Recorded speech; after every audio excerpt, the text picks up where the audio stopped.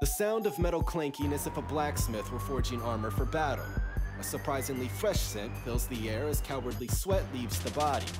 This is where the elite athletes of Florida State train for their respective sport. It's also where Muscle Driver USA came to show Florida State's trainers the proper techniques for Olympic lifts that they will in turn show our athletes. So today we have Muscle Driver USA coming in. They're an elite lifting group. And what's really nice about having them come in is we're able to see the movements that we like to perform, so that being the clean, the snatch, and the jerk, all sort of at the highest level. And by highest level, he means possible Olympians. Kane Wilkes, who is on Muscle Driver's team, is ranked #1 in the nation in Olympic lifts. It's a pretty amazing spot that I'm in.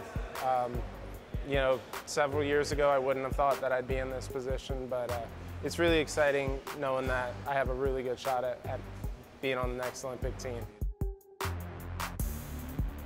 While there are many ways to train an athlete for their respective sport, research shows that weightlifting could be a blueprint needed to take an athlete to the next level compared to other workouts. You know, some sports require more rotation, like baseball and tennis. Other sports require a lot more linear speed, whether it be returning a kickoff or running on the track. And the one thing that's, you know, sort of common between all of them is we have to be able to extend our hips and move a little bit faster. In powerlifting, you've got the 3 lifts that you get tested in: the squat, the deadlift, and the bench press. And they train for absolute strength in those 3 lifts. We train for absolute strength in the snatch and clean and jerk. However, the difference would be that our lifts are done more explosively and then faster, and you're on your feet the whole time. We don't, of course, use a bench or anything. The hip is essential. The hip creates all power, all speed. And once you do these lifts, and once you see them doing the lifts, and you see them extending up and getting that power, developing it from the hips, it actually carries over really well to a person in a sport, say volleyball or basketball, where they need to jump. But it also equates over to the speed of an athlete, just flat out running fast. Newton's law states what goes up must come down.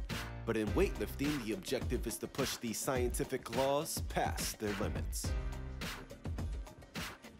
Kind of the really big thing that we have to learn is how to teach the technique a lot better. Because a lot of times we're losing to ourselves and not necessarily to the weight. And so sometimes I'll walk up to an athlete and I go, "Did you let gravity get the best of you today?"